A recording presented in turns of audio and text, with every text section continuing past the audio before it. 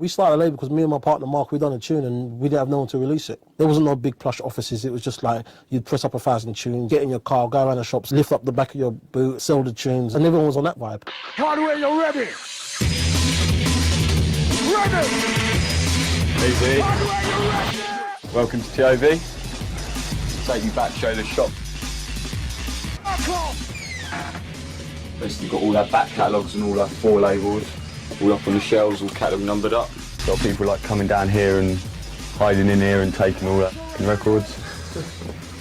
Our initial first imprint was Trouble on Vinyl. We started in 93, 95, and we thought we needed to start a label for the harder side of things. We knew that that kind of music, the so-called tech sound, as it was called back in the day, was going to be a big sound, so we wanted to have an imprint that represented that sound.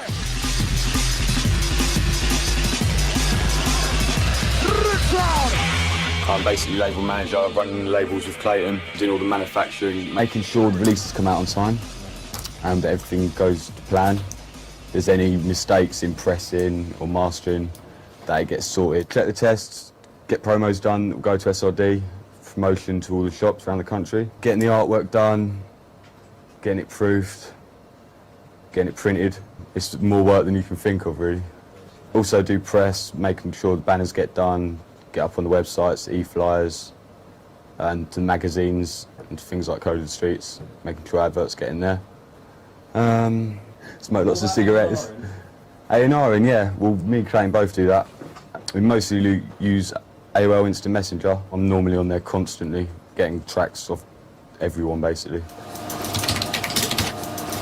It's about finding that rough diamond, isn't it, and just polishing it. You're always going to hear demos and see potential. You sit down with that person, you try to kind of, not school them, because I'm not a producer as such, but I know when someone plays me a tune, I know whether it's going to work on the dance floor.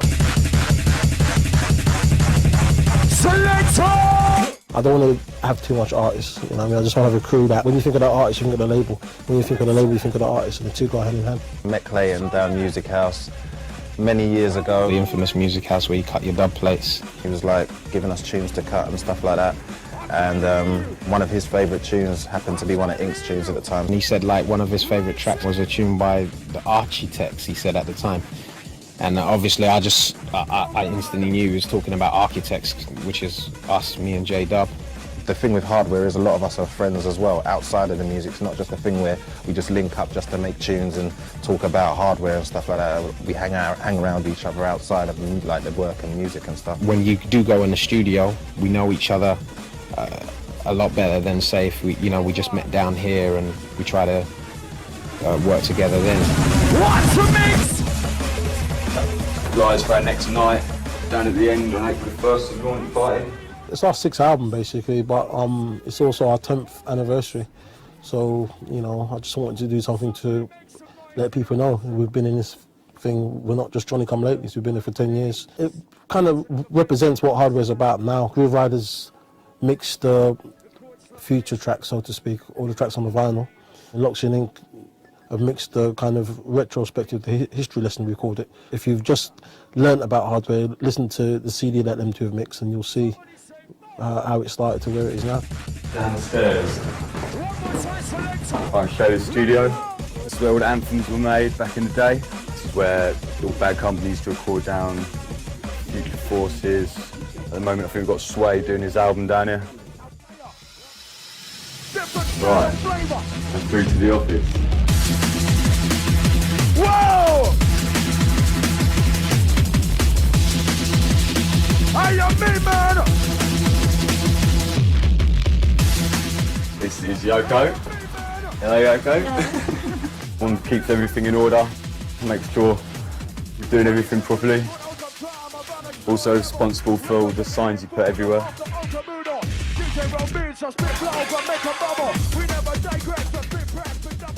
Ollie handles the website, easy, and does all the orders to the shop. Gary in work experience. This is Clayton. I'm work experience. Yeah, he basically makes the tea, does the bins. 3 days a week.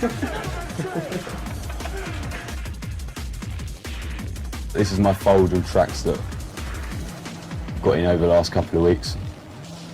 I haven't checked half of them, that would have to be done over the weekend. The demo tape comes through here, it's going to get listened to by someone here, or me. I'll make sure of that. We get a lot of people hitting us up, so, because we've got 4 labels. I'm here 5 times a week, and I get home and we A&R. Right. So basically, you're never stopping working, even when you get home. People sending you tunes. I do. I still enjoy myself. Still in the clubs in London. Recently, you had chart success with Twist Smart, which came in at number 35. When you come across a tune like that, what kind of things do you have to put behind it?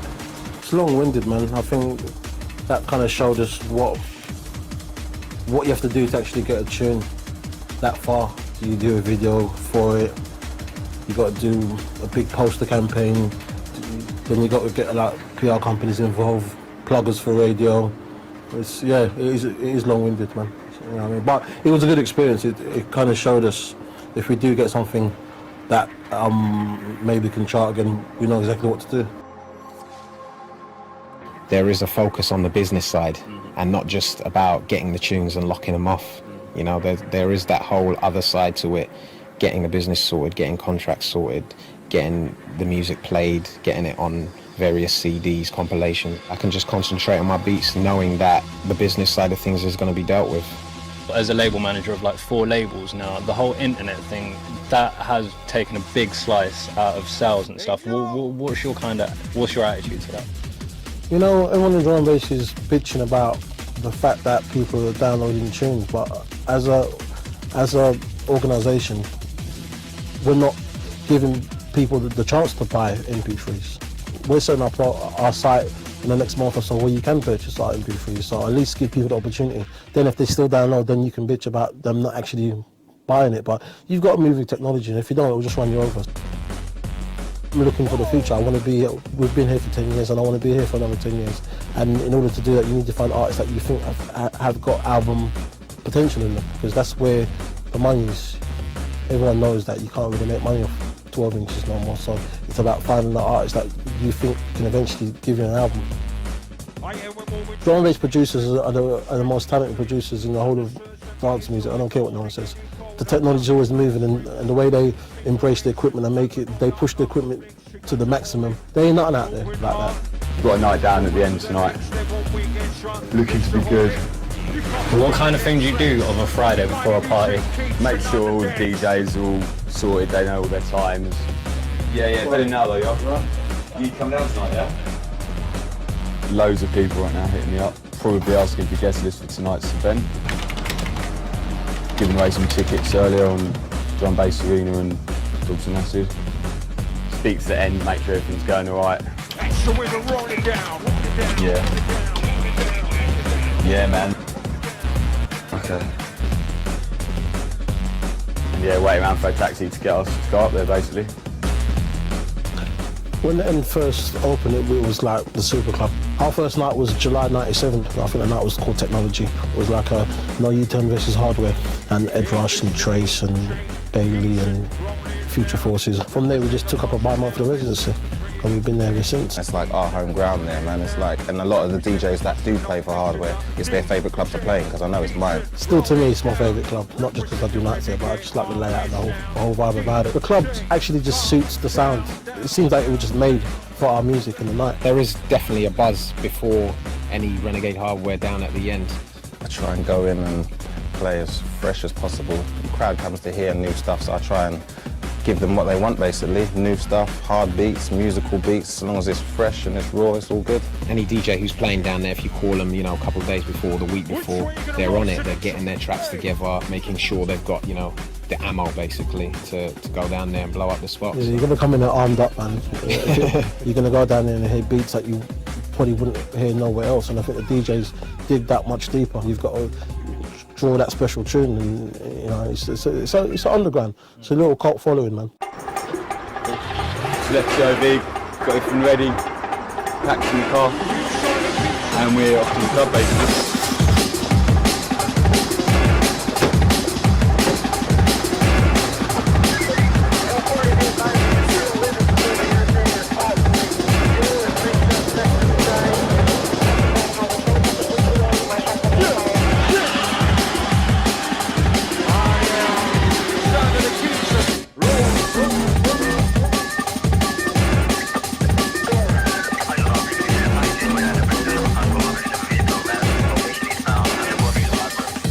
I've never played out anywhere in my life, and Clayton and Chris kind of dropped me in at the deep end, so I'm still feeling a bit spaced out.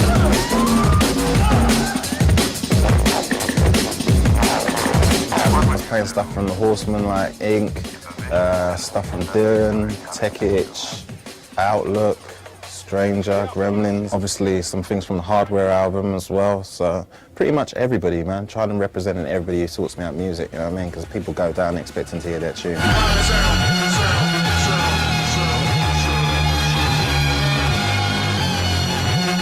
Yo, on the Renegade Hardware Solstice, man. Hang on!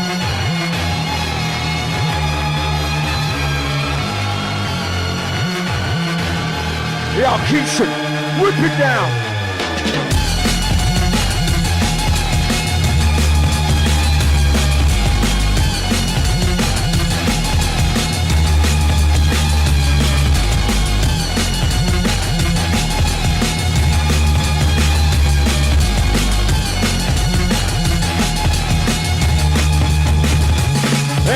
We just do our thing. If the press want to say drum and bass is the next big thing, fair enough. If the majors want to come in and sign artists, fair enough. But me personally, we're just running our label independently, being in control of our own situation, and that's what means the most to me.